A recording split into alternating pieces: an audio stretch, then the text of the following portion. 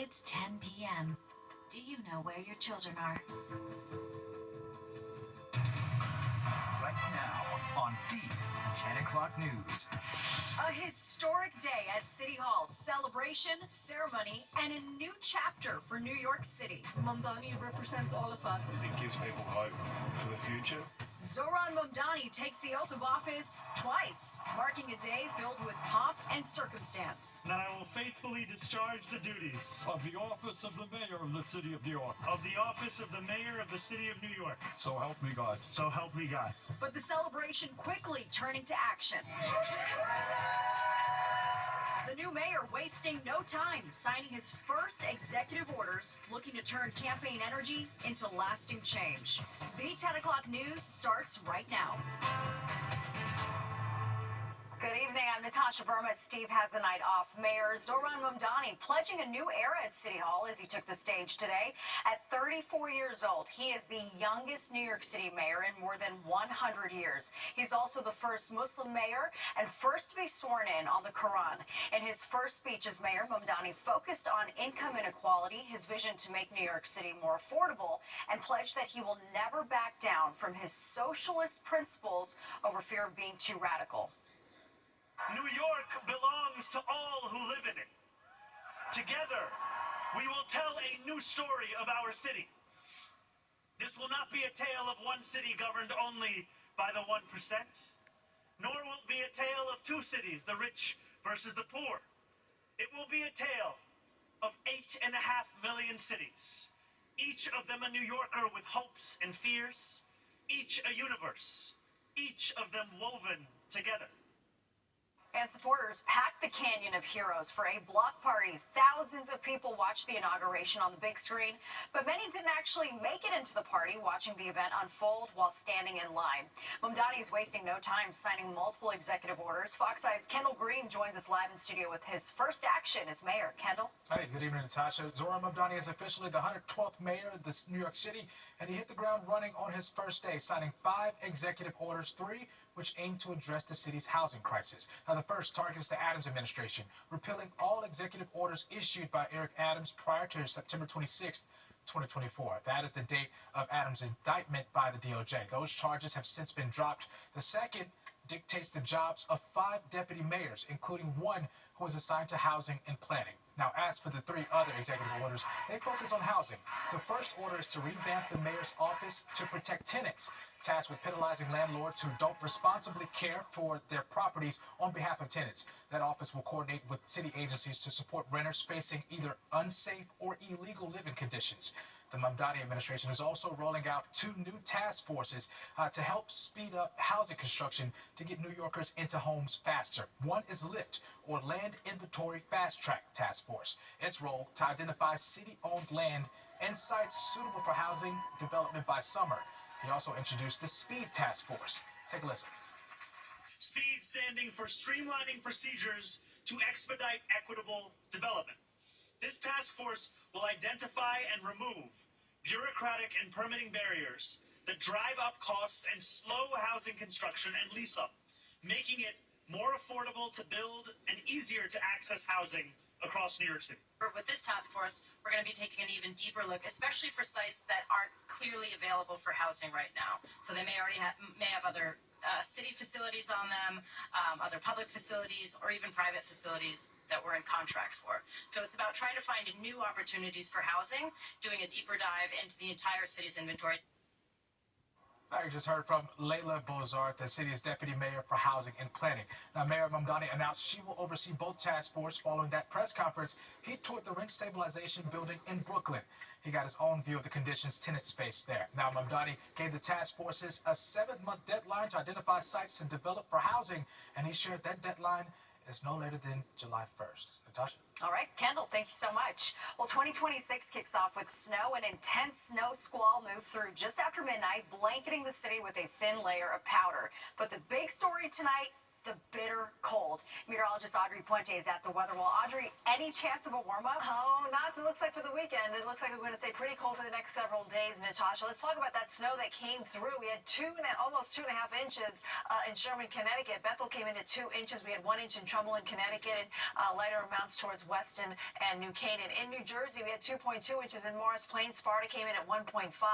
Newark Liberty Airport came in at about a 7/10 of an inch. And in the New York area, Mattatuck came in at 2.3. Port Jervis at 2 inches. Central Park recorded about a ½ inch of snowfall, and it looks like we're going to stay pretty quiet as far as snow is concerned for tonight. There are a couple of snow showers off towards our west, but I think that's where they'll stay. Much of the area is pretty dry, so any snow that is coming in the atmosphere will kind of evaporate before it reaches the surface here. So we're going with mostly cloudy skies, but there is a chance of a few flurries north and west of the city for tomorrow. I don't anticipate any accumulating snow, but it's something to be aware of. Temperatures will be dropping through the 20s as we go through the overnight hours in the city. We'll be in the teens in the suburbs and factor in a wind, and it will feel close to zero in some of our suburbs. I'll have the details coming up. Natasha? All right, Audrey, thank you. And developing out of New Jersey, a massive fire at a warehouse on Valley Road in Roselle Park. Firefighters have been trying to get this under control since early tonight. Officials are warning people to stay away from the area because of down power lines in front of the building, and as you can see, the very heavy smoke. To Switzerland now, where people are laying flowers and lighting candles at a makeshift memorial near the site of a deadly fire at a ski resort. The fire broke out in the early hours of New Year's Day in a bar in Crans, Montana, leaving about 40 people dead and 115 injured. The resort is best known as an international ski and golf venue. In a matter of minutes, a crowded bar at the resort turned from a celebration into one of Switzerland's worst tragedies. There was no immediate word on how the fire started. The country will hold 5 days of mourning. Well, the start of the new year turns deadly in the Bronx. A man is gunned down, shot in the head twice. He's said to be a livery driver. The suspect is still on the run. Fox 5's Richard Jacobs is live in the Mount Hope section of the Bronx with details. Richard, what can you tell us tonight? Natasha, it's so tragic. Issa Mbolo Isaac spent many of these cold nights driving passengers around in his Uber, sending money back home to his native Africa to support his family. Tonight, the 55-year-old livery driver becomes the city's first homicide victim of the new year, as the hunt is just beginning for whoever shot him to death. We will show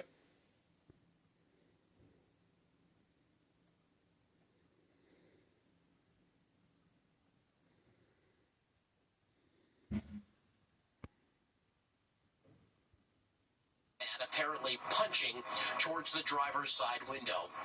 Issa Mbolo Isaac was found shot to death inside his car with gunshot wounds to his head, according to cops. This all happening on Morris Avenue along the Cross Bronx Expressway. We're in the Mount Hope section. This is Mbolo Isaac's vehicle that has since been towed away, a blue Toyota RAV4. He used this as his Uber car. The New York State Federation of Taxi Drivers saying tonight that Issa Isaac had just ended his 12-hour shift and may have been involved in a minor accident while heading home. Isa was driving his vehicle. Evidently, there was another vehicle next to them, and they might have gotten into a little fender bender, little argument, not from Isa's part, but from the other two gentlemen who chased him down, tried to physically take him out of the car, and when he refused to get out of the car, he accelerated the vehicle. These two individuals turned around and shot through the window, shooting him twice, impacting him twice in the head. This is very hurtful to us as an industry. Issa Mbolo Isaac leaves behind a wife and 4 children. All of them were living in Africa. He did have family members here in New York City, many of them livery drivers. Fernando Mateo tonight expressing their distraught. He also says that the organization representing those drivers is offering a $10,000 reward for any information on whoever did this. We're live in the Mount Hope section of the Bronx tonight. Richard Jacobs, Fox 5 News. Natasha. Richard, thank you. Commuters will be shelling out more money next week. We break down the MTA fare hike affecting those who take the bus, train, and drive. And an icy dip in the Long Island Sound. See our Jody Goldberg take the plunge with a local celebrity swimmer, plus a message from our troops.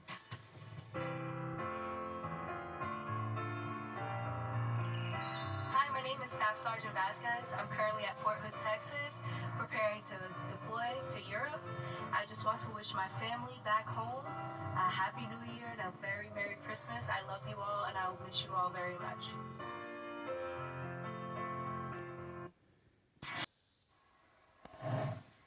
Welcome back. Get ready to pay more to commute. Starting Sunday, the MTA is raising the price for trains, buses, tunnels, and bridges. Fox Eyes' Jennifer Williams is live at the end of the queue line with reaction from commuters. Hey, Jen.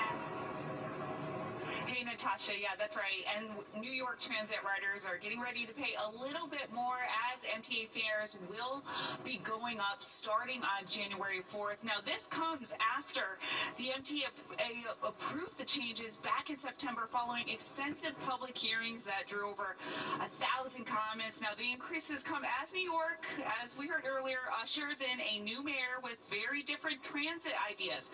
Zoran Mamdani campaigned on making buses fast and free, but there's a catch. He doesn't control the bus system. The MTA does. Here's a breakdown of those increases. Starting Sunday, the base subway and bus fare rises 10 cents to $3 per trip. Express buses jump to $7.25. That's up from $7. And reduced fares increase to $1.50. LIRR and Metro North will also see an average increase of up to 4.5% that will apply to the monthly fare. Here's the reaction from riders.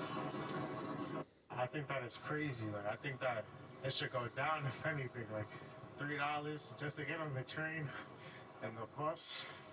It should be free. Actually, I'm used to it.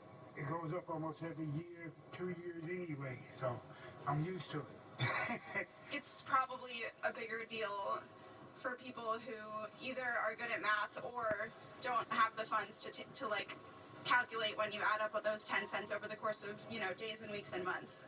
So I think it's a privilege to not be so worried about it. It is what it is, and then like it's always increasing. I feel like it's just a different transition for a lot of people, especially with everything that's happening with the world and how everything's increasing. And it doesn't stop there. Both bridge and tolls will be going up between 20 and 26 cents depending on the facility, and that's for both easy passes and tolls by mail. However, any existing programs for riders, discounted programs for drivers in the Bronx, Staten Island, and Queens will remain in place. Natasha, I'll send it back to you in studio. All right, good to know, Jen. Thank you. It may be January, but the South Shore of Long Island is just as good as South Beach, at least to one woman who starts her day taking a dip, rain or shine. And Fox Eyes' Jody Goldberg took the plunge with her. 962. When we first met Mindy Duffberg, she was on day 962 of what she calls her daily ritual.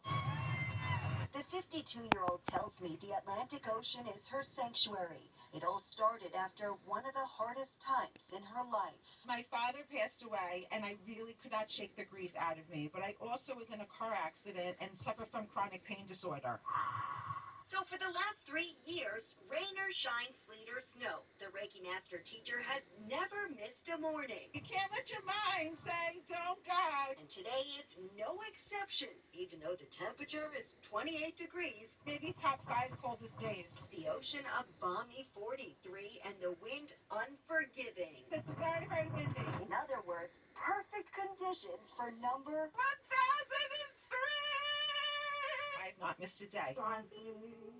And to kick off the new year, Mindy isn't swimming solo. I'd like for you guys to walk in with somebody. She posted on social media, and a group of brave souls decided to welcome 2026 Mindy's way. Have you guys done this before? For me, it's like when you repeat something, it really does become more of a routine. I love the pain of it, and then when you get out, you love the warmth of the towel. So last time we met Mindy, I rolled my pants up and dipped my feet in, but a new year, a new me. And so on one of the coldest days, I decided I'm not just telling this story, I'm joining in.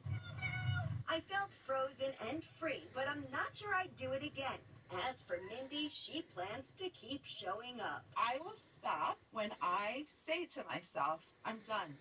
and that day has not come yet. A new year, a new number in the sand, and the same idea from back when it all began. I always say, I'm so happy I did that. In Long Beach, Long Island, Jody Goldberg, Fox 5 News. Yeah, really brave people right there. Well, MTV pulls the plug on some of its 24/7 music channels. What it means for the future of the iconic entertainment giant. Fox 5.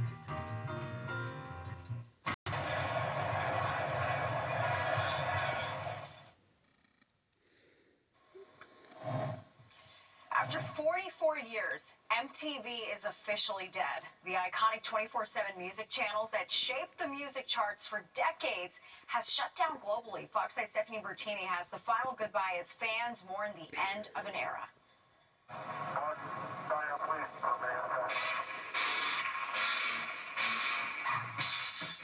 MTV, once central to pop culture and revolutionary to how people consume music. Yeah, I miss it.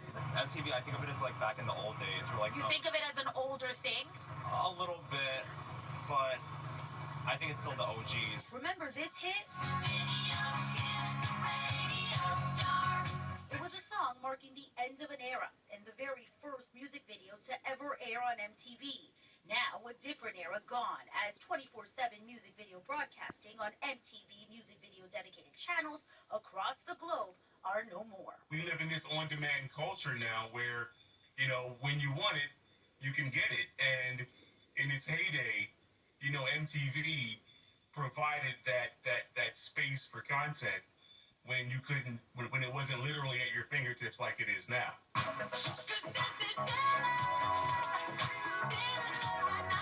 From Michael Jackson to other big names, MTV made music stars accessible through television. MTV has a rich history here in the city. Many remember its famous studios at 1515 Broadway. That's where much of its content was produced. MTV channels do still exist. You can watch reality shows, some music videos, and other content, but the days of music video after music video are bye-bye. Sad for some of us, no news at all to others. This father and son, a prime example. MTV, we'll ask him first. When I come home from school, we would put it on. Remember that? It all started in the 80s, MTV changing music consumption from audio only to a visual medium. MTV offers the kind of entertainment you can only get by turning on your TV. And some say it's starting to change the way we think about and listen to music.